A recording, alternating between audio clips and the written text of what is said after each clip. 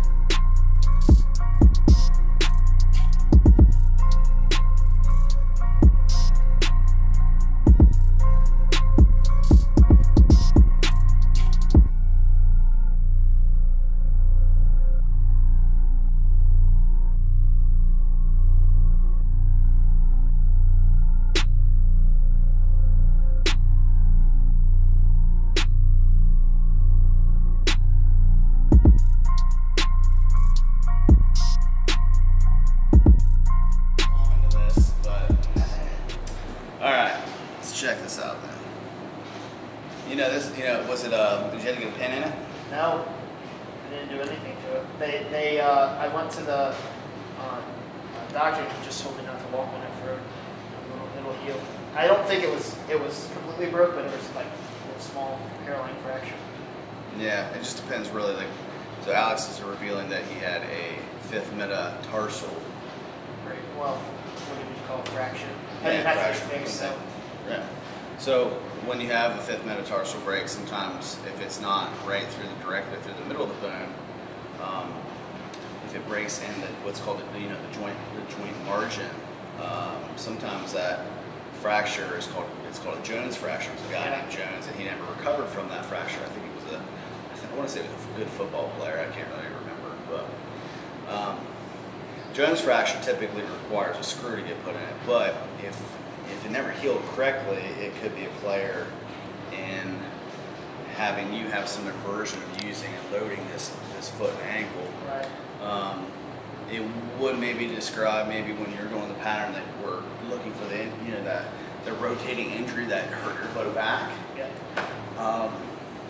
Because you were putting force through this fifth metatarsal that you once broke when you were a kid, your brain still has some memory of that. So. Smallest bone in the body, right? One of the smallest? I'd say probably one of the wrist bones or one of the pinky bones or something. I don't know. There's probably something. That's like a test question. I'll test it. Yeah, I don't know. Probably figure out something. Probably one of the sesamoid bones. I mean, they're like the little, I don't know, like a little P-shaped little bone on the bottom of your foot or something like that. But I don't know if we even count those. But, okay, let's see here. Hold here for me. So, let's just see what we got out here. Let's bring this way. See if I can get long. Do you remember if it was more down here, up here where pain was? Baseball hit it directly. It was right there. Maybe on the top then?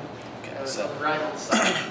Okay, so Jones fracture a lot of times happens with a rolled ankle. So if you ever anyone out there watching, if their kid ever rolls their ankle and doesn't really recover well from it, complains of foot pain. A lot of times they should probably get this evaluated. Hold here for me. Okay, so we got a little tension receptor. Hold here. Let's see what if we go a little bit farther down, what happens. Hold. Okay, so Alex doesn't really like any pressure. And this is like a hack, like neurally, if we just like compress Alex's foot, like this, hold here. This is important for Alex, with him being a power lifter. To not have shoes that are too tight for him, because unless we fix this, anytime he gets compression of foot on like a narrow toe, like foot box here, toe box, he's getting a negative. Let's just see what 1 does. Hold here. Yeah, I mean even 1 makes him weak. So shoes for Alex is actually important there. If we spread them out, let's see what happens. We just decompress the foot. Let's see what happens to this. I don't know. Boy, I don't think it does anything. He's still strong.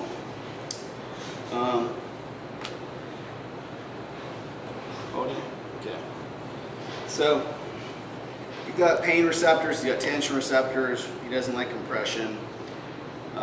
It would be interesting to see what an X-ray of his foot looked like, but I'm going to take his word. Just said the doctor just said it just needed to be not walked on. Let's see if we can pinpoint this thing.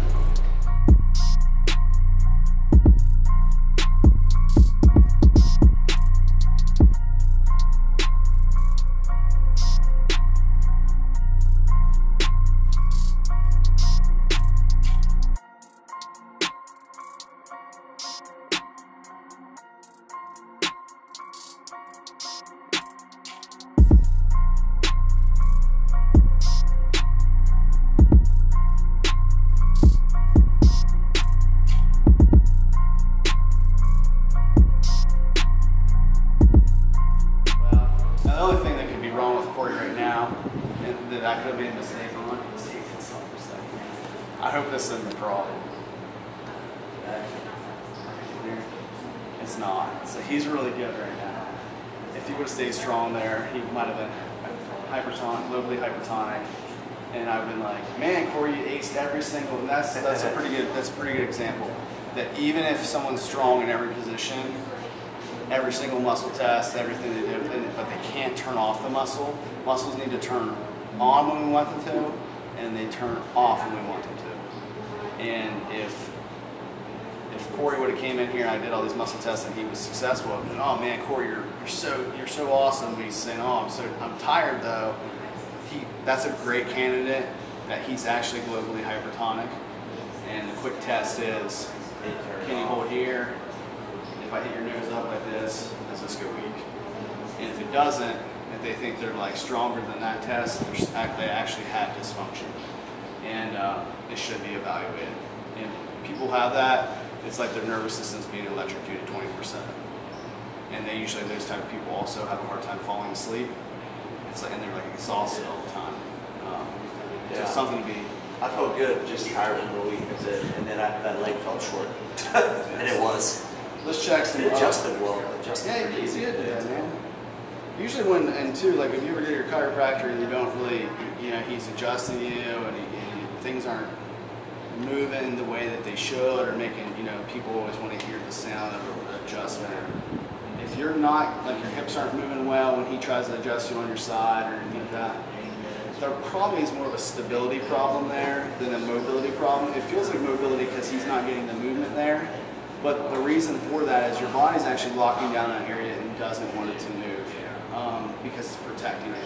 And maybe checking like your psoas, your piriformis in relation to, let's say, like your SI joints would be a really smart thing to do to help unlock your back so you actually can be adjusted properly. Not that everyone needs to be adjusted blindly.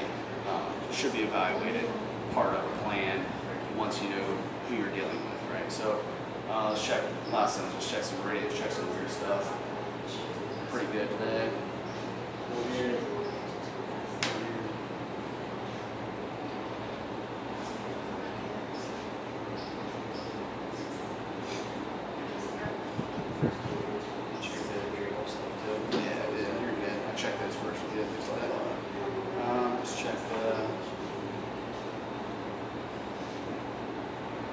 Check your liver. These are just meridian alarm points. We're just doing this just to be extra thorough. Cory has nothing really else so good today.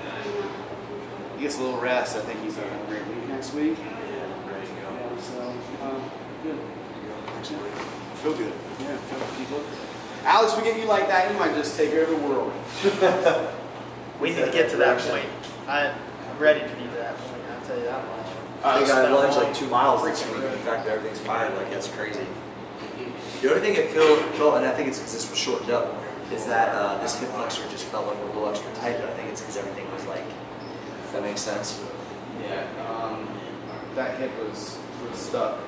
The ilium bone was actually tilted back. Yeah, so that's probably why the collapsed. So tilted back on that side. Yeah. That might have been, could have been joint, could have been just that hip flexor itself. Well, we box squatted 2 weeks in a row. That's not really, I usually don't feel very good after I box squat. We box squatted. I hit a triple with 4 plates on the Satan squat bar, which is pretty solid. I'm not really that good at that bar, so.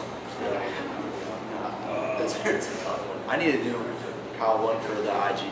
I'm going to just ask him, like, a couple of questions about, like, how you got chiropractic.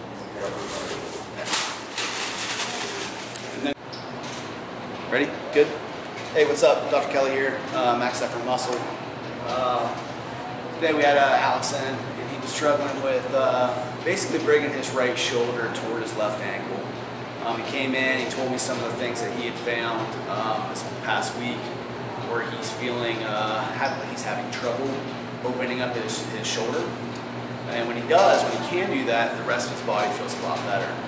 So we looked down through his anterior chain here, and obviously here you can see kind of the kinetic chain, how basically we walk, how we bring this shoulder to this ankle, and ambulation, right? So there's a bunch of different musculars that all fire in a almost reflexive pattern when we load an ankle, that all these muscles click on to stabilize that whole chain of bones and fascia as we move, right? So basically what he was having trouble with is his external oblique wouldn't turn on, and that's this big guy here on the outside. It's a prime rotator and bringing this shoulder to this thing. So a lot of people, power lifters and things like that, we're always doing exercises in the sagittal plane, whether it's deadlift, squat. And this is in the more the rotational plane here, and it's important because that's how we walk. That's human being stuff. When we're dysfunctional here, it makes us not have an even platform, an even foundation to load even symmetrical lifts on. If we're doing a squat, but our oblique on one side won't work, we're now lifting a symmetrical load, you just heard me say this a second ago, on an asymmetrical platform and expecting a symmetrical outcome. It's kind of like building a house on an uneven foundation and expecting it to be square when we got done, we got to the roof. Doesn't make any sense, right? So injuries sometimes pop up due to deficiencies somewhere throughout the body on one side versus another. Wrestlers, when they're in one stance for 20 years, and then I get them, or Dustin gets them, and they're trying to pull deadlifts, but they've been standing like this, you think they have a different stability pattern because they've been standing on one side. Defensive ends that play one side, things like that, right? So when we look at this and see the challenge, I think I'm going to do for you guys this week is a little bit different than some of the other videos I've showed. This is just a rolling pattern. Now babies do this somewhere in 3 to 6 months. They start rolling over, they start following shiny object, baby reaches, eyes follow hand, and all of a sudden the lights come on in Georgia and this kinetic chain fires for the first time and they roll over back to belly, right?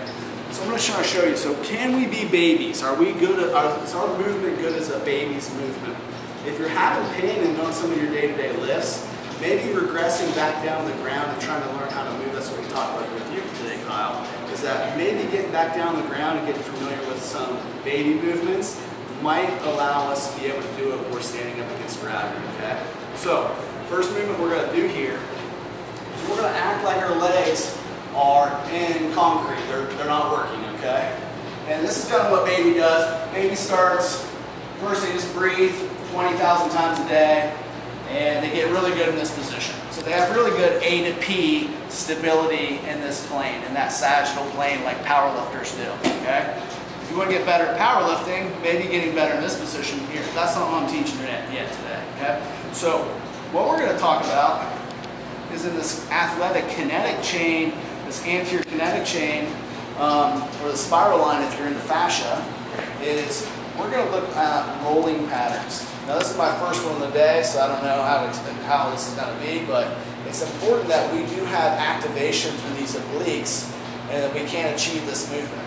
So what we're going to do is we're going to have a right arm over our head. This is a left-handed pattern.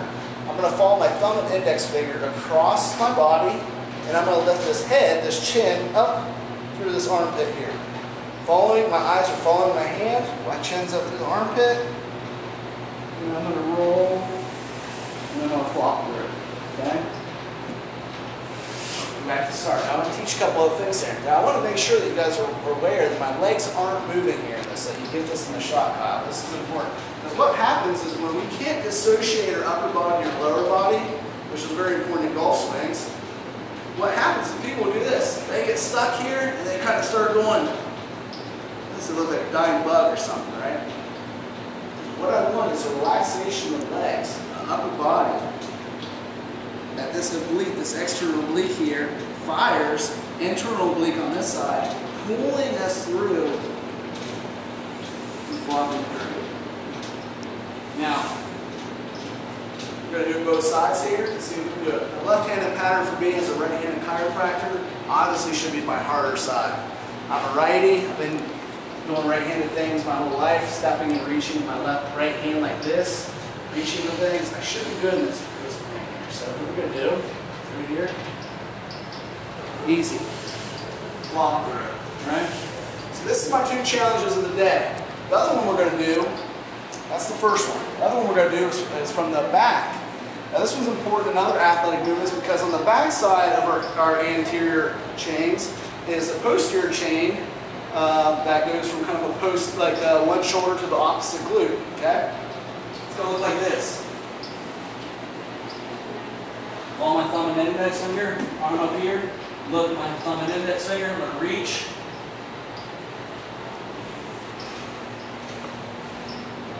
And if you're real fancy and you're really good at this, you can just complete the roll like that.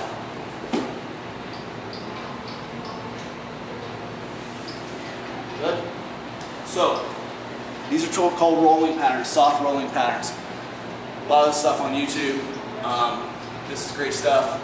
Let's try this today, see if you can do it. If you suck at it, keep practicing at it. It took me, actually, some of my injuries I've had, it took me on like 3 weeks so I could roll like this, okay? Once you do it, I promise you'll get gains from doing this in your sagittal plane exercises, your deadlift, your squat, your bench press even, just by getting good and efficient at moving like a baby again. Cut it.